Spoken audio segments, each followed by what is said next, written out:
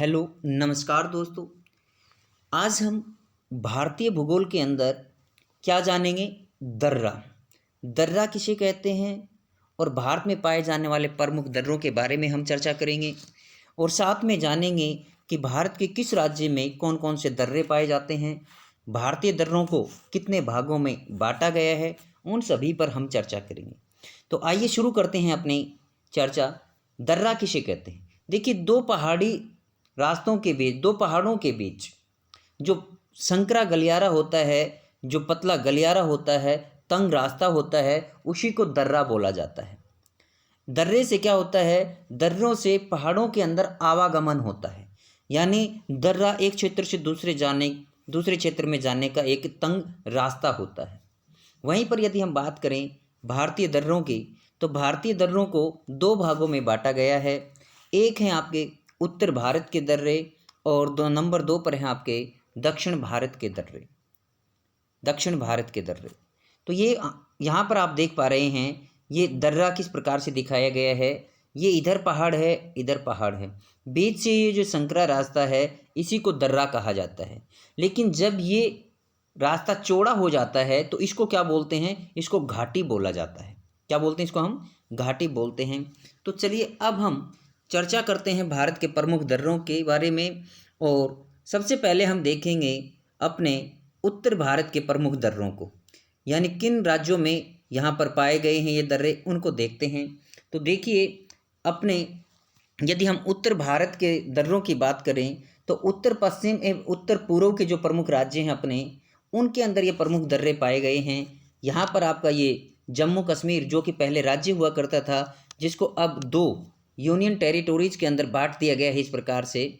तो नीचे आपका कौन सा आ जाता है? नीचे आपका हिमाचल प्रदेश, जिसमें 3 प्रमुख दर्रे हैं। उसके बाद आपका उत्तराखंड आता है जिसमें 3 प्रमुख दर्रे हैं।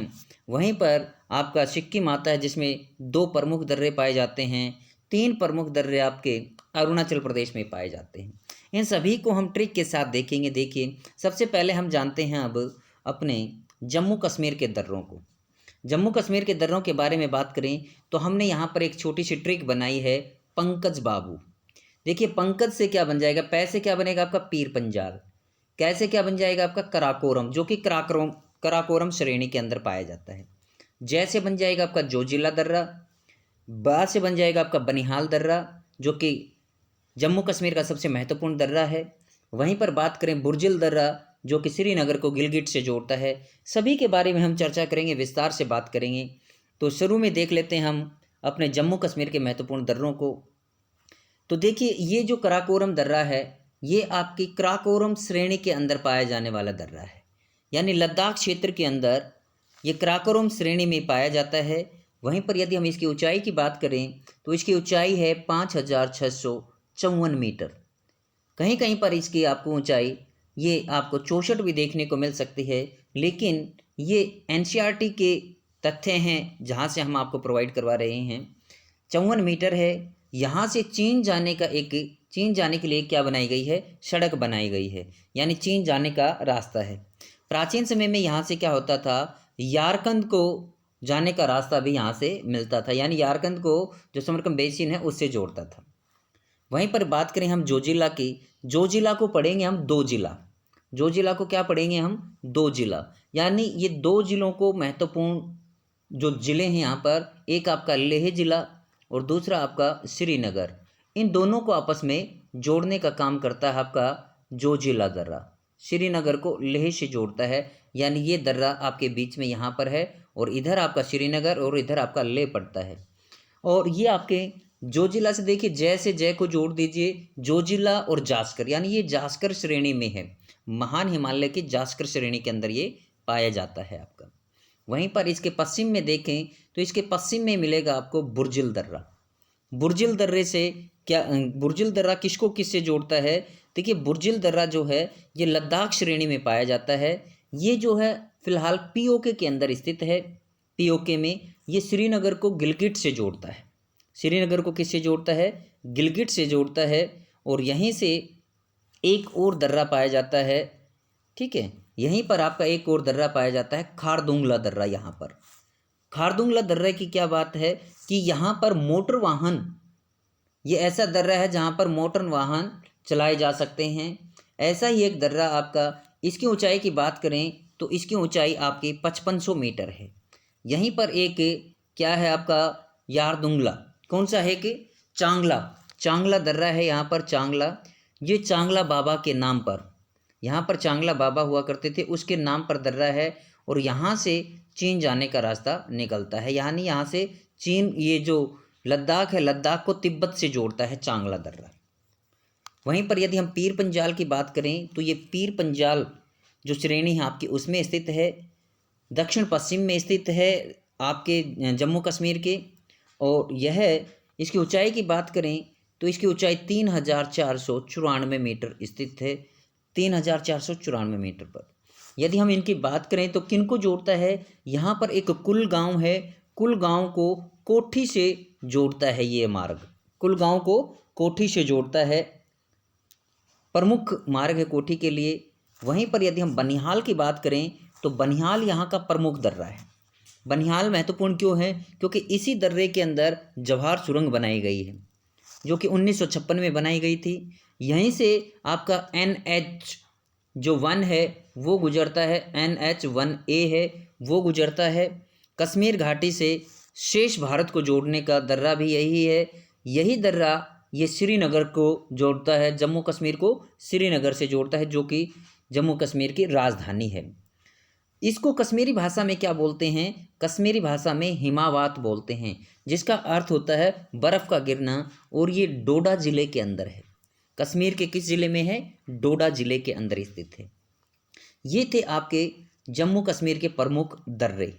अब हम जान लेते हैं अपने हिमाचल के कुछ प्रमुख दर्रों को। हिमाचल के प्रमुख दर्रों के लिए हमारी ट्रिक क्या है, रोहित बारा शिप्ला, रोहित बारा शिप्ला, बारा शिप्ला, बारा शिप्ला। तो ये शिप्ला, तो देखिए रोहित से हो जाएगा आपका रोहतांग दर्रा। रोहतांग दर्रा आपका यहाँ बीच में पड़ता है, जो कि लाहौल स्पीति को किससे जोड़ता है, लेह से जोड़ने का काम करता है। बारालाचा दर्रा ये भी आपको लेह जाने का मार्ग प्रदान करता है। और शिपकिल्ला दर्रे से आपकी, देखिए शिपकिल्ला, इसके सह से सह को जोड़ लीजिए, सह से शिपकिल्ला, सह से सतलुज और सह से शिमला, यानी शिमला को तिब्बत से जोड़ने का मार्ग प्रदान करता है। तो इनके बारे में हम जान लेते हैं एक एक करके। सबसे पहले हम शिपकिल्ला के बारे में जानते हैं। शिपकिल्ला दर्रा क्या है, किस किस को जोड़ता है। तो शिपकिल्ला के बारे में देखें तो शिपकिल्ला हिमाचल प्रदेश की जास्कर श्रेणी के अंदर में पाया जाता है। ये दर्रा शिमला जो हिमाचल प्रदेश की राजधानी है उसको तिब्बत से जोड़ता है, तिब्बत से जोड़ने का रास्ता है शिपकिल्ला, ये जाने का मार्ग है। इसकी ऊंचाई की बात करें तो 4300 मीटर की ऊंचाई पर ये स्थित दर्रा है।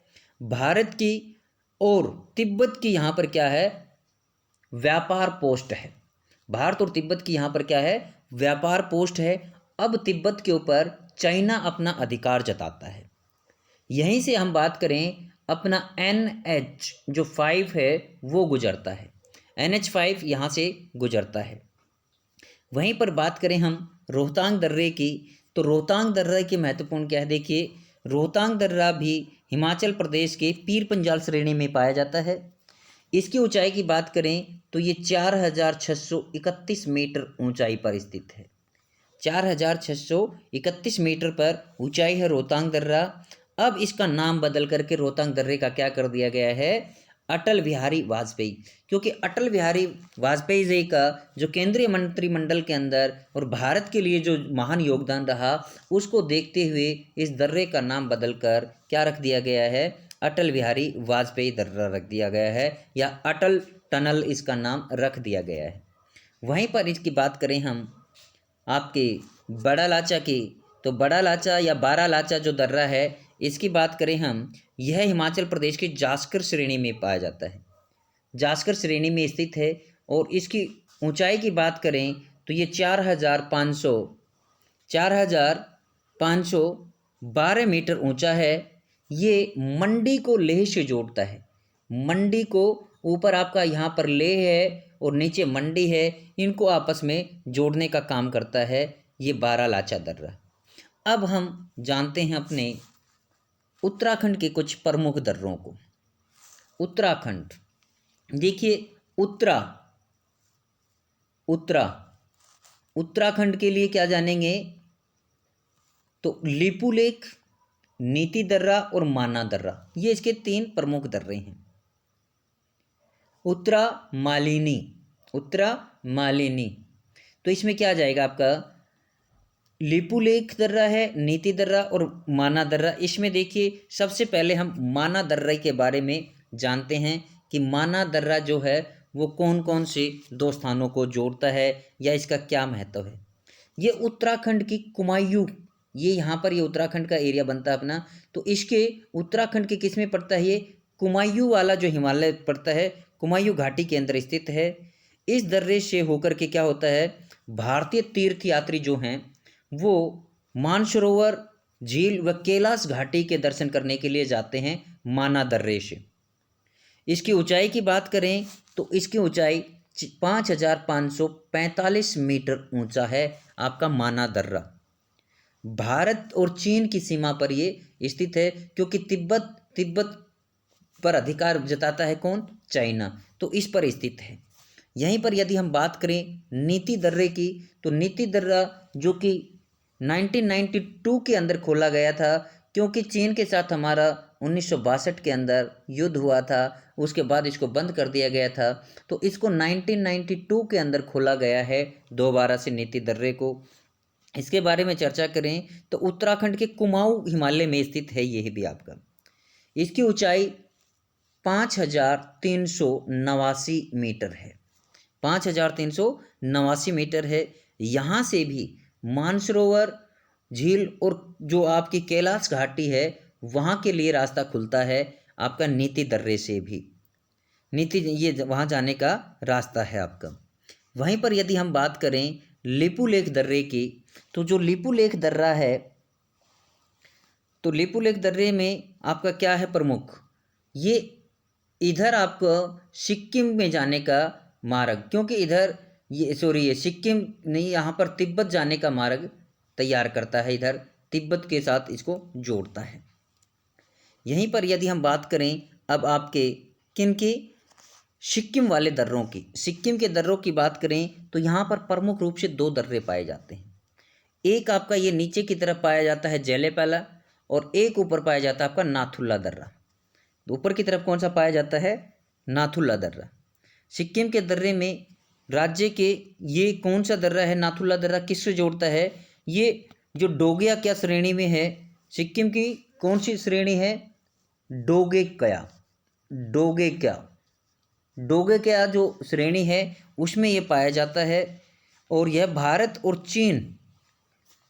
चीन का जो युद्ध हुआ था 1962 के अंदर, उस दौरान काफ़ी चर्चा में रहा था और तब इसको बंद किया गया था, और 2006 के अंदर इसको पुनः खोला गया। 2006 के अंदर आपके नाथुला दर्रा है, इसको खोला गया है। यहाँ से दार्जिलिंग और चुम्बी घाटी होते हुए तिब्बत जाने का रास्ता है वो खुलता है। दार्जिलिंग और चुम्बी घाटी होते हुए तिब्बत जाने का रास्ता जो यानी ल्हासा की जो इसकी राजधानी है उसको जोड़ता है। वहीं पर ये बात करें, ये आपका जेलेपल्ला है, जेलेपल्ला जो सिक्किम को तिब्बत की राजधानी ल्हासा से जोड़ता है। किससे जोड़ता है, तिब्बत की राजधानी ल्हासा से जोड़ता है, और यहाँ से भी दार्जिलिंग और चुम्बी घाटी होते हुए ल्हासा जाने का मार्ग खुलता है। वहीं पर यदि हम बात करें आपके अरुणाचल प्रदेश के प्रमुख रूप से 3 दर्रे यहाँ पर पाए जाते हैं। आपके 3 दर्रों में बात करें तो यांगयाप दर्रा जो कि प्रमुख दर्रा है, जहाँ से चीन जाने का मार्ग खुलता है आपका। बोमडिला जो दर्रा है, यहाँ से तिब्बत की तरफ जाने का मार्ग खुलता है आपका बोमडिला दर्रे से। और अरुणाचल प्रदेश के ये उत्तर पश्चिम में स्थित है, जैसा कि आप यहाँ देख पा रहे हैं, ये अरुणाचल प्रदेश इसके उत्तर पश्चिम में स्थित है। ये आपका दर्रा चीन जाने का रास्ता खुलता है किससे, आपका यांगयाप दर्रे से। यहीं से यांगयाप दर्रे से ही इधर से इस प्रकार से ब्रह्मपुत्र नदी जो है वो एक जॉर्ज बनाते हुए भारत के अंदर प्रवेश करती है। कौन सी नदी, ब्रह्मपुत्र नदी। और इधर से आपकी दिहांग नदी जो है, लोहित और दिहांग, वो इसके अंदर मिल जाती हैं। तो इस प्रकार से ये यांगयाप दर्रा, बोमडिला तिब्बत जाने का मार्ग है आपका।